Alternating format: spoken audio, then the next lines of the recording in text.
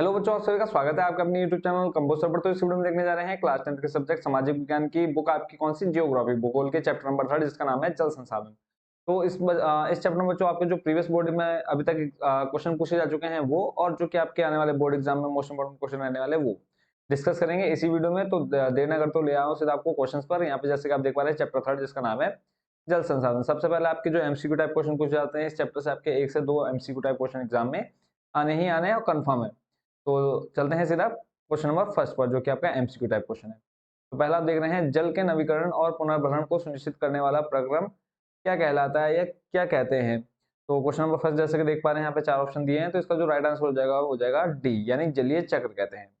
नवीकरण और पुनर्भरण, पुनर्भरण यानी ये आपका मान लो यहाँ से आपने पानी उठाया यहाँ डाला, तो ये कंटिन्यू जो प्रोसेस होती है वो चलते रहती है, ठीक है, जिससे हम क्या कहते हैं, जलीय चक्र कहते हैं। दूसरा आपका, निम्नलिखित में से कौन सा अलवणीय जल प्राप्ति का स्रोत है। अलवणीय जल प्राप्ति का स्रोत है क्वेश्चन नंबर सेकंड। इसका जो राइट आंसर हो जाएगा वो हो जाएगा सी, यानी सतही अफवाह भी सही है और भौम जल भी सही हो जाएगा। तीसरा आप देख रहे हैं, धरातल पर जल की कमी का कारण है, यानी हमारी जो भूमि है वहां पर जल की जो कमी है, कमी का कारण है, उसका क्या कारण है बच्चों। क्वेश्चन नंबर थर्ड जो आप देख रहे हैं इसका जो सही आंसर हो जाएगा वो डी। देखो, अतिशोषण भी कारण है, अत्यधिक प्रयोग भी कारण है, और समाज के विभिन्न वर्गों में असमान वितरण भी इसका कारण है, यानी इसका जो सही आंसर हो जाएगा ऑप्शन नंबर डी हो जाएगा। क्लियर है बच्चों, जैसे जैसे क्वेश्चन बताते जा रहे हो वैसे वैसे आप इनको याद करते जाइए, ताकि आपको दोबारा वीडियो देखने की जरूरत ना पड़े। बाकी ये जो क्वेश्चन आप देख रहे हैं इसको मैं पीडीएफ के रूप में आपको लिंक दे दूंगा डिस्क्रिप्शन में, वहां से जाकर आप इस पीडीएफ को डाउनलोड करके और अच्छे से इसको याद कर सकते हैं। प्रश्न नंबर 4 देख रहे हैं आप, सतलज व्यास नदी बेसिन पर निर्मित बहुउद्देशीय परियोजना कौन सी है। सतलज व्यास नदी जो है, प्रश्न नंबर 4 क्वेश्चन आप देख रहे हैं, इसका जो सही आंसर हो जाएगा वो हो जाएगा भी भांगड़ा नांगल परियोजना। ये कहाँ पे है, पंजाब में, ये भी आपने ध्यान रखना है। एक नंबर में आपका क्वेश्चन ये भी पूछ सकता है कि भांगड़ा नांगल बांध किस राज्य में है, तो कहाँ पर है, पंजाब में। क्लियर है। अगला क्वेश्चन देख लेते हैं, प्रश्न नंबर 5, इसमें पूछा है महानदी बेसिन पर निर्मित बहुउद्देशीय परियोजना है। अब महानदी बेसिन पर बच्चों क्वेश्चन नंबर जो कि आपका 5 है, इसका जो सही आंसर हो जाएगा वो हो जाएगा डी, हीरा कुंड परियोजना। प्रश्न नंबर 6 देख रहे हैं, पश्चिमी राजस्थान में छत वर्षा जल संग्रहण की रीति कम होने का कारण क्या है। यहाँ पे आपको 4 ऑप्शन दिख रहे हैं, ए बी सी डी। प्रश्न नंबर 6, इसका सही आंसर हो जाएगा बी, इंदिरा गांधी नहर। यानी इस क्षेत्र में आपका क्या हो गया, पश्चिमी राजस्थान में इंदिरा गांधी नहर का निर्माण किया गया है, जिसके कारण वहां के लोगों को अलग से पानी भर के रखने की जरूरत नहीं पड़ती, यानी संरक्षण करने की जरूरत नहीं पड़ती है। प्रश्न नंबर 7 पर आ गए हैं, इसमें लिखा है, भारत के किस राज्य में प्रत्येक घर में छत वर्षा जल संग्रहण ढांचों का बनाना आवश्यक कर दिया गया है। प्रश्न नंबर 7 है, इसका जो सही आंसर हो जाएगा वो हो जाएगा तमिलनाडु, कौन सा, सी नंबर। ठीक है। प्रश्न नंबर 8 देख रहे हैं, बहुउद्देशीय परियोजना का प्रमुख उद्देश्य क्या है। बहुउद्देशीय परियोजना का प्रमुख उद्देश्य, प्रश्न नंबर 8 देख रहे हैं, इसका जो सही आंसर हो जाएगा डी हो जाएगा, यानी विद्युत उत्पादन का उद्देश्य है, बाढ़ को नियंत्रण करना और जल की आपूर्ति करना। ठीक है, सारे ऑप्शन इसमें क्या हो जाएंगे सही, यानी डी नंबर इसका करेक्ट हो जाएगा, यानी ये सभी। प्रश्न नंबर 9 देख रहे हैं, बड़े बांधों के निर्माण से होने वाली हानि। अब देखो, जनसंख्या का विस्थापन भी होगा, पर्यावरण प्रदूषण भी होगा, भूमि का ह्रास भी होगा, और इसका मतलब क्या हुआ, ये सभी सही आंसर हो जाएंगे। ठीक है, तो उसके बाद नेक्स्ट क्वेश्चन देख लेते हैं, प्रश्न नंबर 10। इसमें कहा है, महानदी पर हीराकुंड बांध किस राज्य में स्थित है, तो इसका जो सही आंसर हो जाएगा वो हो जाएगा उड़ीसा। आपके ऑब्जेक्टिव टाइप क्वेश्चन बच्चों इतने ही है। उसके बाद फिर चलते हैं, आपके जो निश्चित उत्तर प्रश्न आते हैं, एक एक नंबर के क्वेश्चन आपके एग्जाम में अभी तक पूछे गए इस चैप्टर से, उनको देख लेते हैं। पहला आपका, भाखड़ा नांगल परियोजना किस नदी बेसिन पर बनाई गई है, तो सतलज व्यास नदी बेसिन पर बनाई गई है, अच्छे से याद कर लीजिए। दूसरा प्रश्न है, हीराकुंड बांध किस नदी पर बनाया गया, तो हीराकुंड बांध महानदी पर बनाया गया है। तीसरा प्रश्न आपका, सिंचाई में जल का कितने प्रतिशत भाग प्रयुक्त होता है, तो 84% आपका सिंचाई में प्रयुक्त किया जाता है।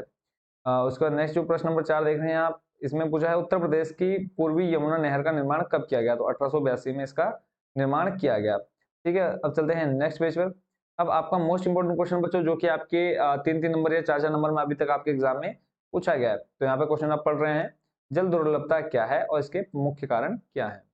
तो इसका जो आंसर है वो यहाँ पे आप पढ़ रहे हैं, यह आश्चर्यजनक है कि पृथ्वी का 3/4 भाग जल से घिरा हुआ है। आप सभी जानते हैं जल नवीकरणीय योग्य संसाधन होते हैं, होते हुए भी वर्तमान में जल के उचित प्रबंधन, वितरण तथा जनसंख्या वृद्धि के कारण बढ़ती मांग के कारणों से दुर्लभ है। स्वीडन के एक विशेषज्ञ फाल्गन मार्क के अनुसार जल दुर्लभता तब होती है जब प्रत्येक व्यक्ति को प्रतिदिन 1000 घन मीटर से कम जल उपलब्ध होता है। सामान्यतः जल प्राप्त करने के लिए कठिन परिस्थितियों का सामना करने की दशा को जल दुर्लभता कहा जाता है, यानी आसानी से पानी ना मिलना ही जल दुर्लभता कहलाता है। बाकी आप थोड़े बहुत कारण लिख सकते हैं कि क्यों पानी की कमी हो जाती है। महानगरों एवं राजस्थान के मरुस्थल में जल दुर्लभता का अधिक सामना करना पड़ता है।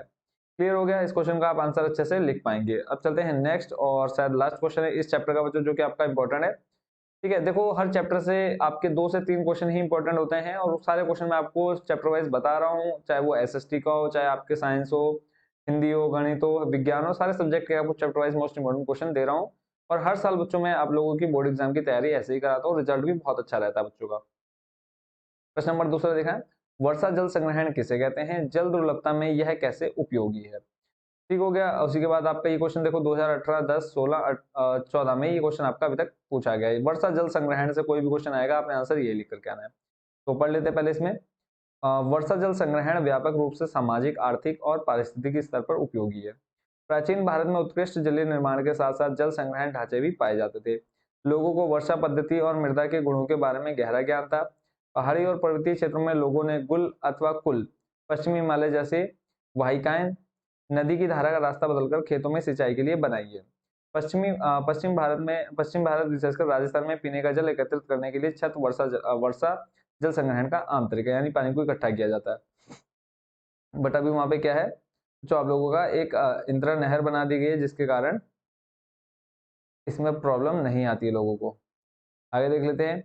वर्तमान में जबकि जल का अभाव जनसंख्या वृद्धि के कारण अधिक होता जा रहा है और यह भी संभावना व्यक्त की जा रही है कि भारत में सन 2025 तक बड़ी मात्रा में जल की कमी अनुभव की जाएगी। तब परंपरागत जल संग्रहण पद्धतियों को अपनाकर जल संरक्षण और भंडारण पर विशेष ध्यान देने की आवश्यकता होगी। विशेष रूप से छत वर्षा जल का संग्रह प्रत्येक परिवार के लिए कानून बनाकर अनिवार्य कर देना चाहिए। इसी प्रकार भौम जल स्तर का नवीनीकरण करने के उद्देश्य से परंपरागत तरीके, जिनमें ग्रामों में तालाब, झील, कुओं का विकास किया जाना चाहिए, जिससे जल संरक्षण और संग्रह द्वारा वर्तमान एवं भविष्य के जल संकट पर नियंत्रण किया जा सके। ठीक है, इसके बाद आपका एक लास्ट क्वेश्चन बचा हुआ था, उसको हम जल्दी जल्दी पढ़ लेते हैं। इसमें आपसे कहा है बच्चों, जल प्रदूषण के कारण क्या है, इसे दूर करने के उपाय लिखिए। आपका लॉन्ग टाइम में ये क्वेश्चन देखने को मिलेगा और 100% इस बार ये आपके एग्जाम में मोस्ट इंपोर्टेंट रहने वाला है। ठीक है, मोस्ट इंपोर्टेंट बच्चों ये आपके एग्जाम में इस बार देखने को मिलेगा, तो इस क्वेश्चन को आप अच्छे से प्रिपेयर कर लीजिएगा। तो जैसे कि आप देख रहे हैं, इसमें प्रदूषण का अर्थ पहले समझ लेते हैं कि प्रदूषण क्या होता है। जल प्रदूषण, जल जल में अनेक प्रकार के खनिज, कार्बनिक एवं अकार्बनिक पदार्थ तथा हानिकारक पदार्थ, कई बार होता है बच्चों रिकॉर्डिंग नहीं होती, तो एक बार मैं चेक कर लेता हूँ कि रिकॉर्डिंग ठीक से हो रही है या नहीं हो रही है। अगर कहीं पे कोई भी प्रॉब्लम आती है तो उसके बाद एक बार चेक करना जरूरी बन जाता है। ठीक है, चलो लास्ट क्वेश्चन है, इसको कंप्लीट कर लेते हैं, फिर देख लेंगे एक बार। क्योंकि कई बार ऐसा हो चुका है कि रिकॉर्डिंग करते करते क्या होता है, जो कनेक्शन होता है वो कट हो जाता है, नेटवर्क ठीक से नहीं आते, तो दोबारा रिकॉर्डिंग करनी पड़ जाती है। इस वजह बीच बीच में चेक करते रहता हूँ कई वीडियो में। तो सबसे पहले देख लेते हैं कि हम जल में अनेक प्रकार के खनिज, कार्बनिक एवं अकार्बनिक पदार्थ तथा हानिकारक पदार्थ घुले होने से जल प्रदूषित हो जाता है। यह प्रदूषित जल जीवों में विभिन्न प्रकार के रोग उत्पन्न कर सकता है। जल प्रदूषक विभिन्न रोग उत्पन्न करने वाले जीवाणु, वायरस, कीटाणुनाशक पदार्थ, अपतरण नाशक पदार्थ, वाहितमल, रासायनिक खादे, अन्य कार्बनिक पदार्थ आदि अनेक पदार्थ हो सकते हैं, जिनके कारण क्या होता है, जल प्रदूषण होता है। जल प्रदूषण के स्रोत, जल प्रदूषण के निम्नलिखित विभिन्न स्रोत हो सकते हैं। पहला है कृषि में प्रयोग किए गए कीटाणुनाशक, अपतरण नाशक, विभिन्न रासायनिक खादे। फिर दूसरा है आपका सीसा, पारा आदि के कार्बनिक, अकार्बनिक तथा कार्बनिक पदार्थों जो औद्योगिक संस्थानों से निकलते हैं। तीसरा है भूमि पर गिरने वाला या तेल वाहकों द्वारा ले जाया जाने वाला तेल तथा अनेक प्रकार के वाष्पीकृत होने वाले पदार्थ जैसे पेट्रोल, एथिलियम आदि वायुमंडल से द्रवित होकर जल में आ सकते हैं। ठीक है बच्चों, बाकी बाकी के आप वीडियो को रोक करके पढ़ सकते हो और चाहे तो डिस्क्रिप्शन जाकर पीडीएफ भी डाउनलोड कर सकते हैं।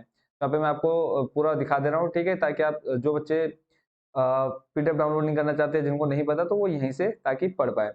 ठीक है, इसके बाद थोड़ा सा और बचा है, उसको मैं आपको दिखा देता हूँ यहाँ पे। उसके बाद 5वां पॉइंट है, फिर उसके बाद हम जल प्रदूषण को कैसे रोक सकते हैं।